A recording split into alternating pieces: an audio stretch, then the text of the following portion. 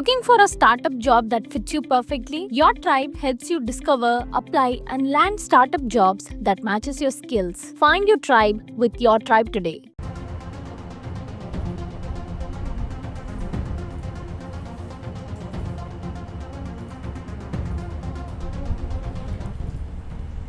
ஒரு முக்கிய செய்தி.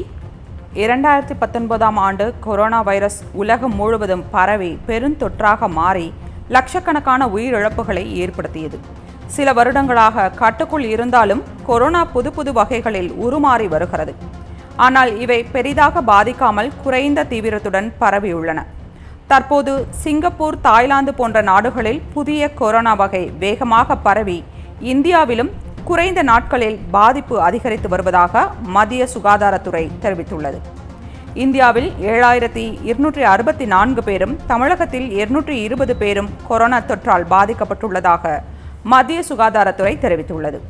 இதுகுறித்து அமைச்சர் மா சுப்பிரமணியன் ஞாயிற்றுக்கிழமை ஊரடங்கு அறிவித்ததாக ஒரு பழைய வீடியோ சமூக வலைதளங்களில் தவறாக பரப்பப்பட்டுள்ளதாக தகவல் சரிபார்ப்பகம் விளக்கம் அளித்துள்ளது.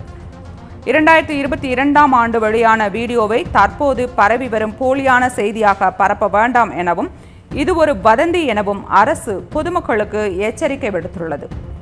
தற்போது உள்ள கொரோனா வகை மிகவும் தீவிரம் இல்லை என அமைச்சர் மா சுப்பிரமணியன் தெரிவித்தார்.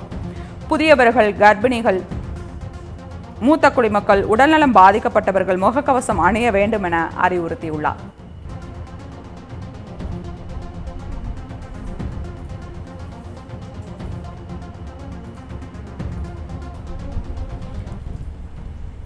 ஒரு முக்கிய செய்தி. 2019ஆம் ஆண்டு கொரோனா வைரஸ் உலகம் முழுவதும் பரவி பெருந்தொற்றாக மாறி லட்சக்கணக்கான உயிரிழப்புகளை ஏற்படுத்தியது. சில வருடங்களாக கட்டுக்குள் இருந்தாலும் கொரோனா புது வகைகளில் உருமாறி வருகிறது. ஆனால் இவை பெரிதாக பாதிக்காமல் குறைந்த தீவிரத்துடன் பரவியுள்ளன. தற்போது சிங்கப்பூர், தாய்லாந்து போன்ற நாடுகளில் புதிய கொரோனா வகை வேகமாக பரவி இந்தியாவிலும் குறைந்த நாட்களில் பாதிப்பு அதிகரித்து வருவதாக மத்திய சுகாதாரத்துறை தெரிவித்துள்ளது.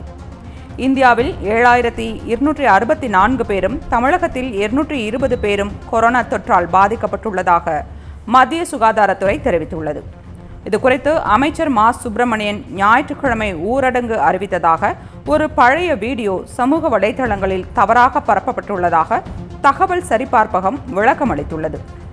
2022ஆம் ஆண்டு வெளியான வீடியோவை தற்போது பரவி வரும் போலியான செய்தியாக பரப்ப வேண்டாம் எனவும், இது ஒரு வதந்தி எனவும் அரசு பொதுமக்களுக்கு எச்சரிக்கை விடுத்துள்ளது.